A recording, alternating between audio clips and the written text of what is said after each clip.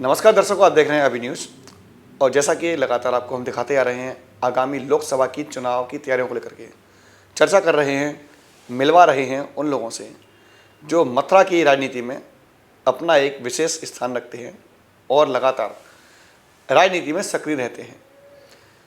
मथुरा से 2 बार लोकदल और 1 बार कांग्रेस से चुनाव लड़ चुके मथुरा के पसंदीदा नेता कहे जाने वाले कुंवर नरेंद्र सिंह आज हमारे साथ मौजूद हैं, जिनसे हम बात करेंगे आगामी लोकसभा चुनावों को लेकर के और साथ के साथ में मथुरा के सांसद प्रत्याशी को लेकर के कि आखिर कौन हो सकते हैं मथुरा के सांसद प्रत्याशी।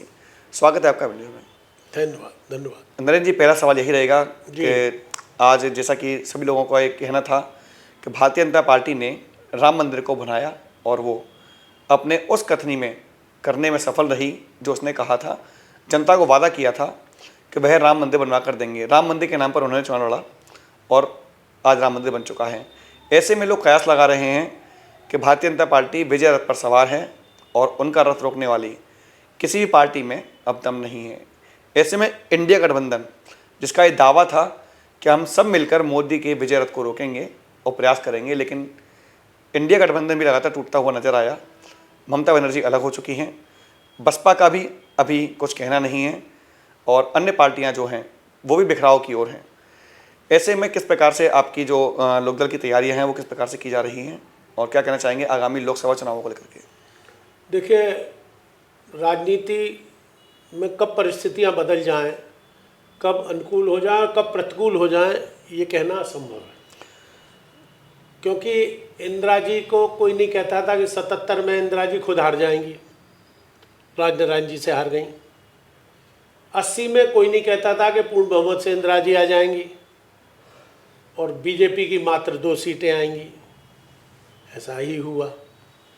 तो राजनीति में ये कह देना कि मैं रथ पर सवार हूँ और विजयश्री की चादर ओढ़ ली मैंने, पहली बात तो आपकी मैं ये काटता हूँ। आप कह रहे हैं कि मंदिर की स्थापना हो गई, मंदिर पूर्ण हो गया। अधूरे मंदिर में प्राण प्रतिष्ठा का कोई किसी भी ग्रंथ में, किसी भी पुस्तक में, धार्मिक उदाहरणों में कहीं उल्लेख नहीं मिलता।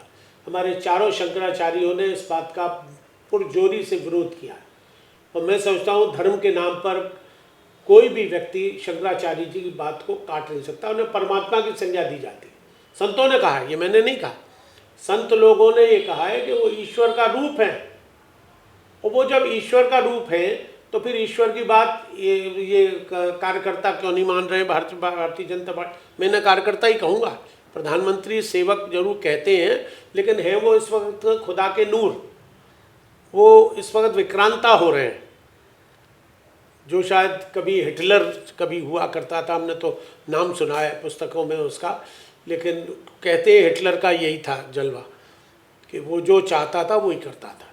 तो ये तो हठधर्मी से उन्होंने इसकी प्राण प्रतिष्ठा की है, जिसके दूरगामी परिणाम उनके अनुकूल नहीं होंगे, पहली बात।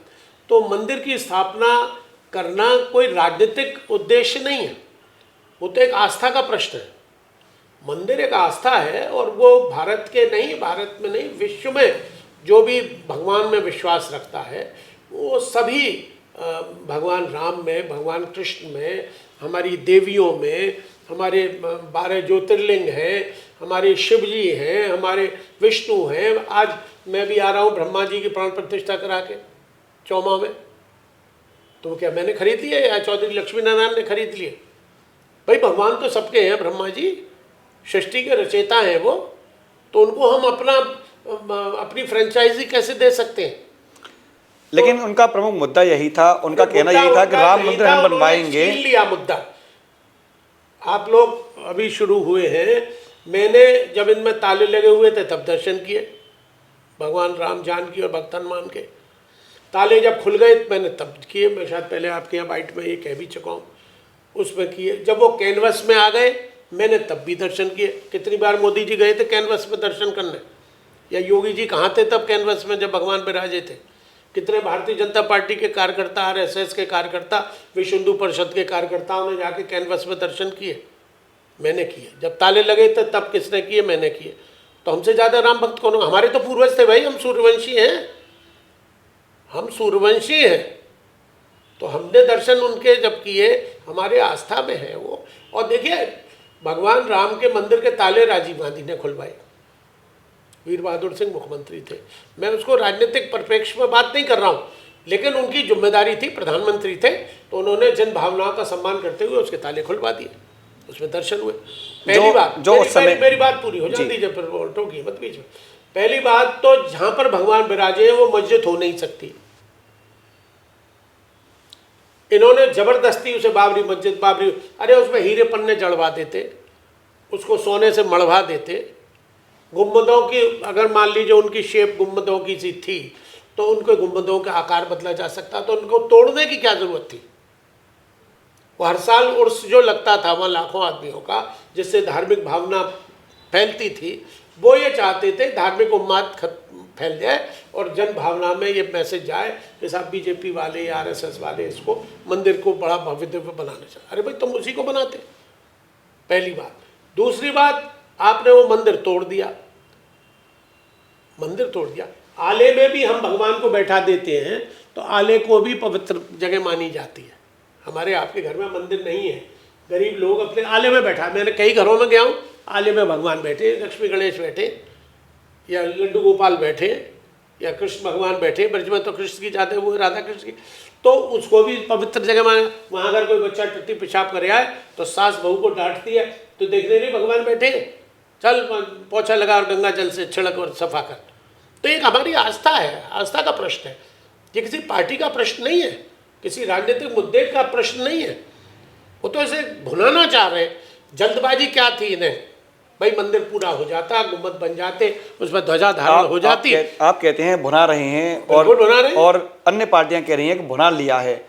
जो मुद्दे थे कमजोर पार्टियां कह रही हैं। मैं आलोचना नहीं करना चाहता, मैं राजनीतिक व्यक्ति हूँ, गठबंधन में हमारे साथ होंगी वो पार्टियां, वो भुना नहीं रहे, भुनाना चाह रहे हैं, भुना लिया नहीं, भुनाना चाह रहे हैं। लेकिन जनता मूर्ख नहीं है, जनता बहुत बुद्धिजीवी है, बुद्धिमान है, उसे मालूम है कि उसका राजनीतिकरण कर रहे हैं। आप एक बात बताइए, कौन वहाँ पर ऐसा आस्थावान व्यक्ति था जो वहाँ था? सब बुलाए गए थे, और मैं तो कहता हूँ बहुत अच्छा किया इंडिया अलायंस ने, कोई नहीं गया वहाँ, अपमानित होने जाना था वहाँ। मोरारू बापू जैसा संत पीछे कतार में बैठा हुआ है, ज्ञानानंद जी बैठे हुए, वो अंधे जो महाराज हैं वो पीछे बैठे हुए, और मोदी जी हाथ जोड़ते हुए चले जा रहे हैं। और वो सिर्फ अमिताभ बच्चन से 2 मिनट बात की। कौन है भाई अमिताभ बच्चन? अरे संतों के जाके प्रणाम करते, उनका चरण छूते, उनका आशीर्वाद लेते। कितने संत थे, हमारे ब्रज के संत थे। मैं इस मामले में गुरु शरणानंद जी की प्रशंसा करूंगा, वो नहीं गए वहाँ, खाना बदोश होकर जाना था, बहुत अच्छा किया। अरे आप निमंत्रण देने वाले होते कौन है भाई? भगवान राम के मंदिर में जाने के लिए मुझे आज ब्रह्मा जी के में निमंत्रण आया था क्या? मुझे पता लगा कि वहाँ पर ब्रह्मा जी का प्राण प्रतिष्ठा है, मैं पहुँच गया। अरे हमें कौन बुलाएगा वहाँ? अरे हमारा भगवान है, हमारे हृदय में बैठा हुआ है, और ब्रज में तो कण-कण में ईश्वर का वास है। तो इसलिए ये चाहते हैं कि हम उसका राजनीतिकरण कर लें, लेकिन ऐसा होगा नहीं, इनको कोई उसका लाभ नहीं मिलेगा।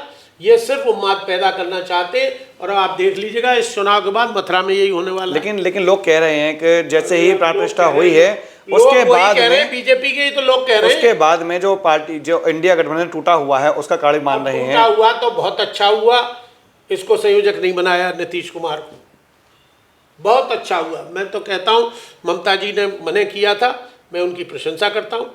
और भी जिन लोगों ने मने किया कि इसको मत बनाओ, भले ही प्रयास उनने ही किया जोड़ने का, इनिशिएटिव उनने ही लिया, अपने स्वार्थ में लिया कि मुझे प्रधानमंत्री का दावेदार बना दिया जाएगा, इसलिए उन्होंने गठबंधन का वो किया, बड़ा अच्छा किया।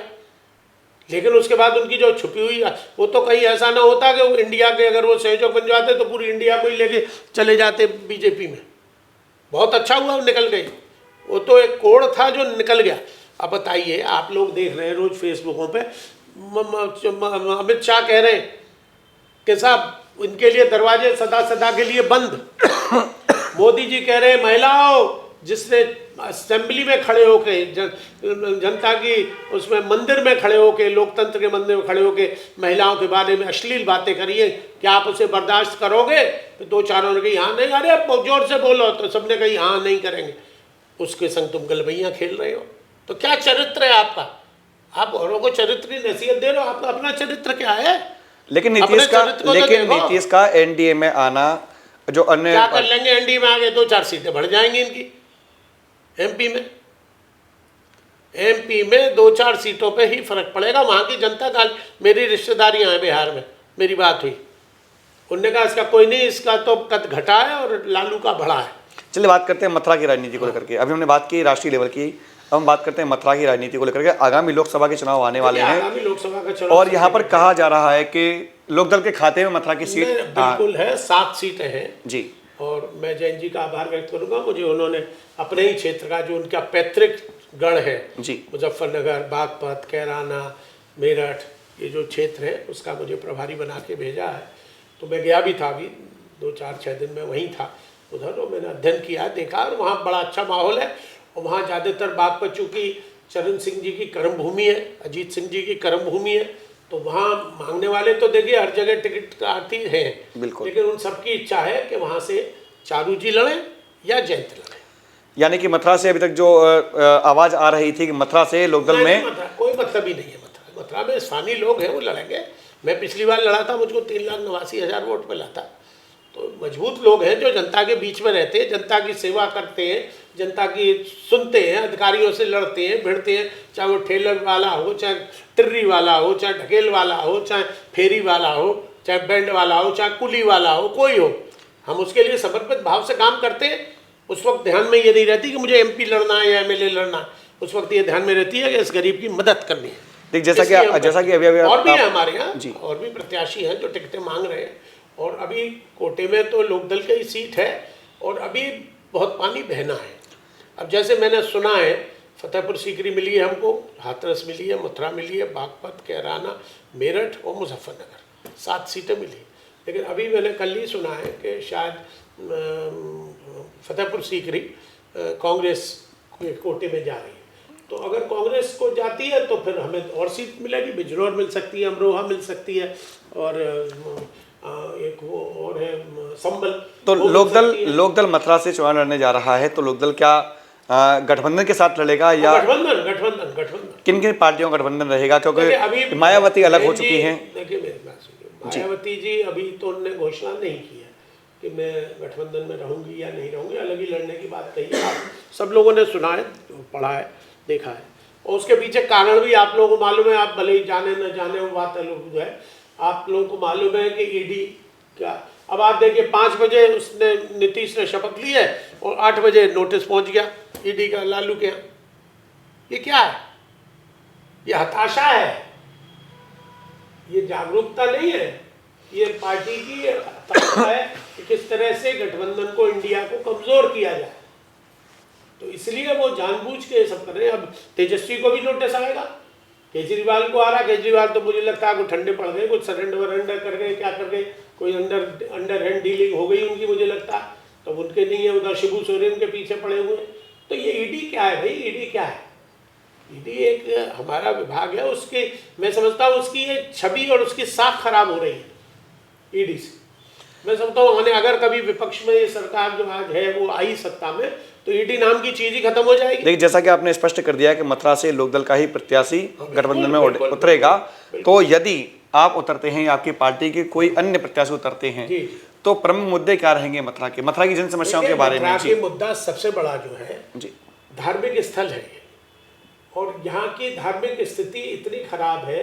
बीजेपी भले ही धर्म की बहुत बात करती हो, तीर्थ की बहुत बात, एक तीर्थ विकास परिषद बन गया है, उसके शैलजाकांत यहाँ एसपी रहे थे, वो आजकल उसके सर्वे सर्वा बने हुए। लेकिन क्या आप और हम सब नागरिक हैं, हम आप हमसे ही पूछते हैं, जानते आप भी सब लोग हैं मीडिया वाले, कि क्या हुआ है अब तक। जमीनें 200 एकड़ एक्वायर कर ली गई सुनरख में और नगला कीकी में और आटस में और देवी आटस में और गोंदा आटस में, और क्या हो रहा है कुछ पता नहीं। किसानों की ज़मीनें ले ली गई। इतने दिनों वो मलाहों का, वो निषादों का वो आंदोलन चला, मैं भी गया, डकैत भी आए उसमें, सब लोग आए, आज तक उनको न तो कोई मुआवजा मिला, न उनको ज़मीन मिली, न वो पटवारी लेखपाल का ट्रांसफ़र हुआ। झूठे आश्वासन दे के प्रशासन ने वो धरना समाप्त करा दिया, तो उसके बाद कोई कार्रवाई नहीं हुई। अभी भी आए थे वो लोग मेरे पास।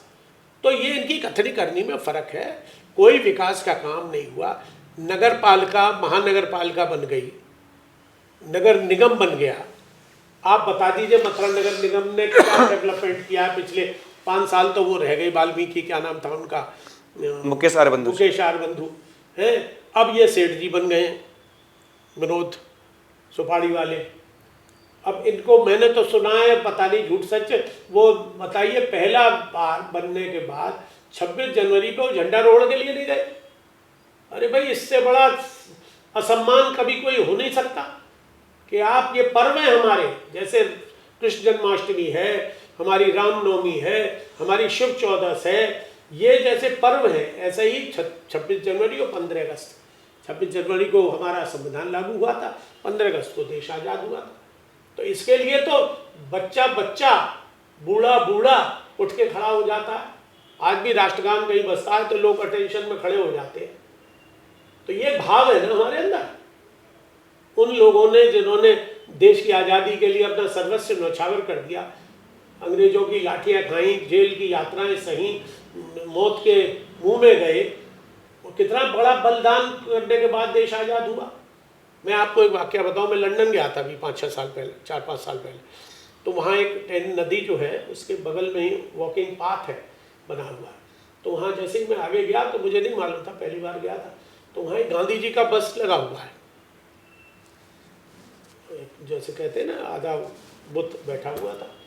अरे मैंने कहा, ये तो, मैं इशारा कर रहा था, मैंने ये नोटिस किया गोपाल जी, तो जो भी अंग्रेज फिरंगी वहाँ से निकल के गया, चाहे वो महिला थी और पुरुष था, बच्चे थे, बूढ़ा था, कोई ऐसा व्यक्ति नहीं था जिसने गांधी जी के आगे जाके गर्दन झुका के यो नहीं किया। उन्हीं अंग्रेजों को जिनको उनने भगाया, उन्हीं अंग्रेजों ने उनको झुक के सलाम किया। मेरी आंखों देखी बात है, आप भी जाएंगे लंदन तो देखिएगा। तो बात ये करते हैं, सम्मान नहीं, मैं अपमान की बात कर रही, अपमान है, हमारे गणतंत्र दिवस का अपमान है कि उस संस्था का प्रतिनिधि चुना हुआ लाखों वोटों से, और वो उसके लिए गई और किसी प्राइवेट प्रोग्राम में गए।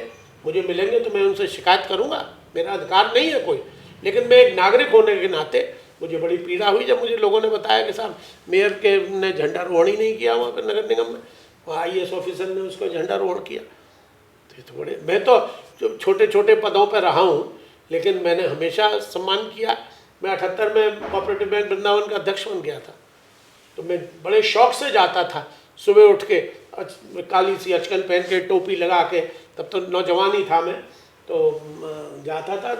मैं 14 साल किशोर मंडल संस्थाओं का प्रबंधक रहा, मैनेजर रहा। मैं हर 26 जनवरी को 15 अगस्त पे 100 काम छोड़ के जाता था, और वहाँ पर जाके हम लोग झंडारोहण करते थे। बैंक का डायरेक्टर कोऑपरेटिव का रहा, ब्लॉक प्रमुख रहा मैं 16 साल। कोई ऐसा साल नहीं गया होगा जब मैंने झंडारोहण नहीं किया।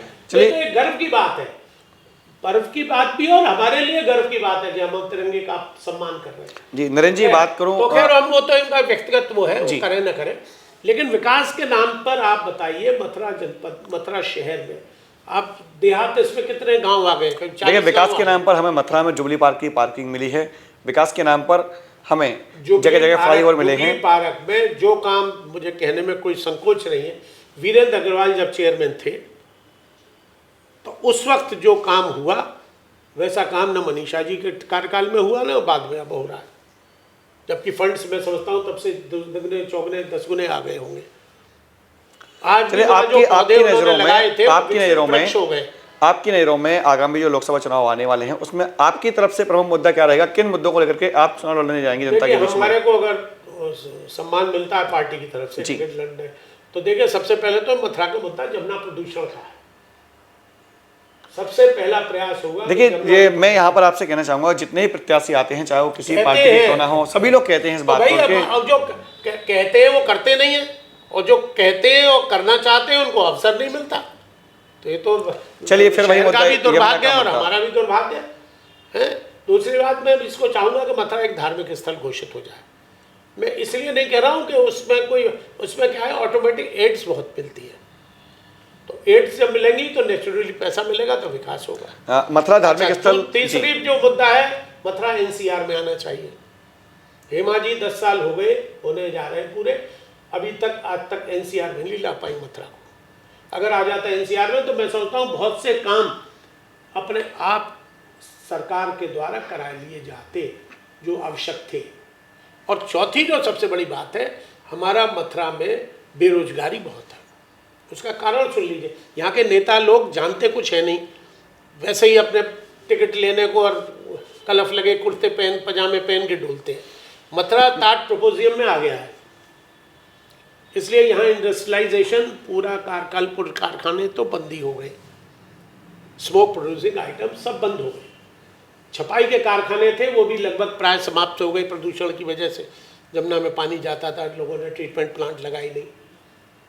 तो 40,000 इस वक्त जो रोजगार करता था इन छपाई कारखानों में, वो आज कम से कम घट के 10,000 भी रह गया हो तो बहुत समझना।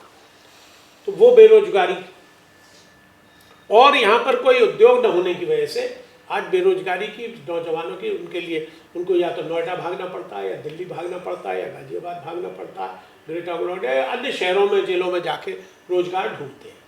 और जिन्हें नहीं रोजगार मिलता है वो क्रिमिनल साइड में चले जाते हैं। आज जो ये लूट खसोट वारदात गुंडागिर्दी और ये बेरोजगारी की वजह से हो रही है। सरकार के दावे हैं कि यूपी से क्राइम खत्म हो चुका है, यूपी से अपराध मुक्त हो झूठ चुका है। बोलती है सरकार। कौन सा क्राइम खत्म हो गया? कौन से बलात्कार खत्म हो गए? कौन से अपराध? अभी मुकुटवाले का मर्डर कर दिया भरे शहर में, पहले पत्नी को मार गए, बाद में उसका पति भी मर गया। आज ही अखबार आप पढ़ के देख लीजिए, रोज उसमें इन हत्याओं के मर्डरों के अलावा आज ही एक नौजवान लड़के का मर्डर हुआ है। तो अब जो अखबारों में लिख गया या टीवी पे आ गया, हम उसको सच नहीं मान सकते। वो तो मैनेज न्यूज़ है, मैनेज बातें हैं। मैनेज करने के लिए मैं यहाँ आपके पास बैठ के आपसे सेटिंग करके और मैं स्टेटमेंट दे जाऊँ तो उसका कोई औचित्य नहीं है। हम अपने साथ धोखा दे रहे हैं, जनता के साथ तो दे ही रहे हैं। चलिए, आपके पास में क्या प्लान है? जैसे कि आपने बताया कि हम तो रोजगार देंगे, रोजगार के लिए हम लोगों को यहाँ क्या प्रयास किए जाएंगे? ऐसे उद्योग लगाए जाएं जिसमें कि लोगों को रोजगार मिले। यमुना शुद्धि के लिए क्या करेंगे आप? जैसे कि आपने देखा कि गवर्नमेंट करेगी साहब, मुझ पर तो इतना पैसा है नहीं कि मैं यमुना शुद्ध कर लूँ। मैं दावे आप करेंगे, चुनाव लड़ने के आप जाएंगे तो हमें धरना प्रदर्शन करना पड़े मोदी जी के सामने, या मोदी जी बने प्रधानमंत्री या जो भी बने उसके सामने हमें धरने पे बैठना पड़े, हमें आमरण अनशन करना पड़े, सरकार से अनुदान लाएंगे और उसको प्राथमिकता पे कराएंगे। भाई देखिए, बिना प्रयास के कुछ नहीं होगा, लेटर लिखने से कुछ नहीं होता। हमारे एक परिवार में भी एमपी रहे, वो भी लेटरबाजी करते रहे, 3 बार सांसद रहे, किया कुछ नहीं, हुआ कुछ नहीं। और भी जितने सांसद हुए, मैं एक को आरोपित नहीं कर रहा, जितने भी हुए उन्होंने कुछ नहीं किया। आचमन ले आते थे, हेमा जी के कार्यकाल से चौबे जी वहाँ पे मंत्र उच्चारण कर देते थे, उन्हें 1100 दक्षिणा दी और हो गई यमुना जी शुद्ध। आप कहते हैं कई अन्य पार्टियों के सांसद भी यहाँ पर हुए हैं, उन्होंने कुछ नहीं किया। कुछ नहीं हुआ। हेमा जी कहती हैं कि उन्होंने बहुत काम किया है। क्या किया हेमा जी ने? क्या किया है? आप कैसी बात कर रहे हो? आप जानते हुए ऐसी बात पूछ रहे हो? हेमा जी ने कुछ नहीं किया। 3 घंटे नृत्य जरूर किया मोदी जी के सामने ब्रज महोत्सव में, और क्या किया उन्होंने? एक काम बताते हैं वो। मैं हेमा जी को जाने दीजिए, वो तो कुछ है ही नहीं, वो अभिनेत्री होंगी कुशल, उस पर मैं कोई टिप्पणी नहीं कर रहा, लेकिन जनप्रतिनिधि के नाम पे तो वो बिल्कुल फेलियर लेडी है। इससे ज़्यादा निकृष्ट और निष्क्रिय कोई जनप्रतिनिधि मथुरा का न हुआ न होगा, न हुआ न होगा। तो दर्शकों, देखा आपने, आज हमारे साथ मौजूद थे। मैं सच्चाई कह रहा हूँ, 1 सेकंड लूंगा मैं आपका। देखिए, मेरी बात सुनिए, ये विकास की बात कर रहे हैं, मैं नेशनल लेवल की बात कर रहा हूँ। क्या स्टार्टअप इंडिया, कितने इंडिया बना दिए मोदी जी ने? Startup India, stand up India, make in India, digital India. आप जागरूक पत्रकार हैं, मीडिया के प्रतिनिधि हैं आप, एक बात बताइए, आप पूरे भारत में 29 प्रांत हैं, कितने प्रांत हैं?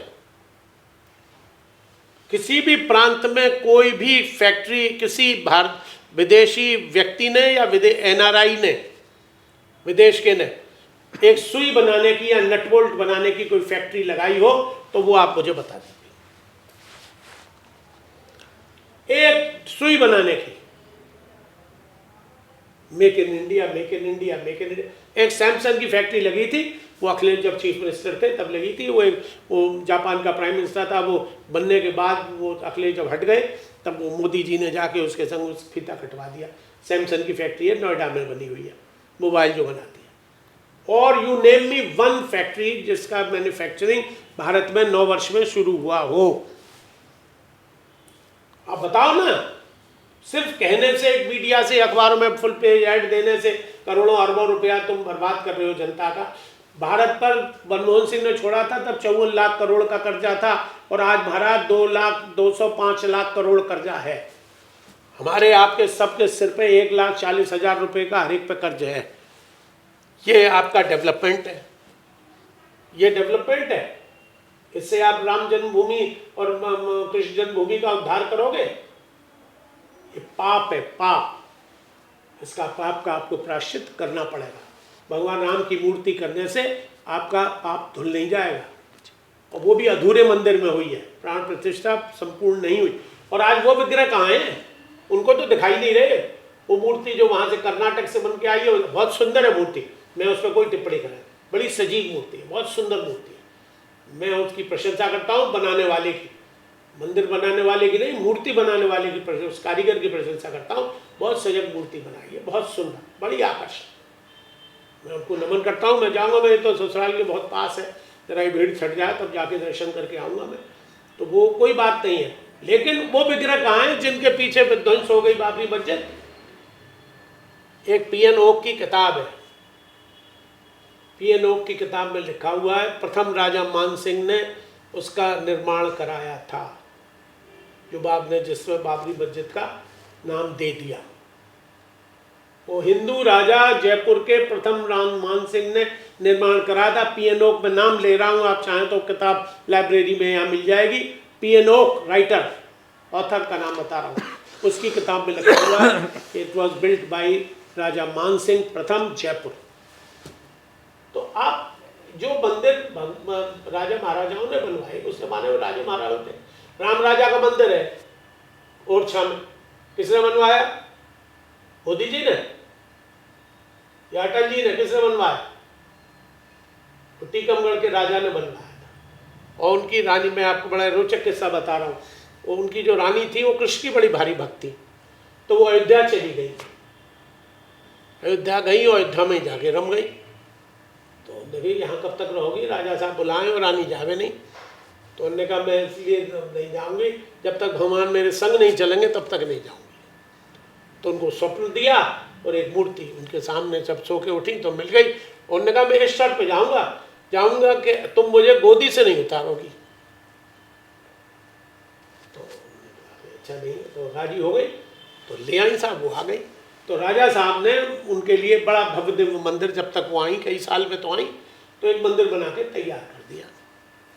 अब वो जब पहुंची तो उन्होंने कहा कि उसकी स्थापना कराओ। मैंने मंदिर बनवा दिया, आज भी बना हुआ है मंदिर। तो वो बोली कि इनकी तो शर्त यह है तो गोदी में ही रहेंगे।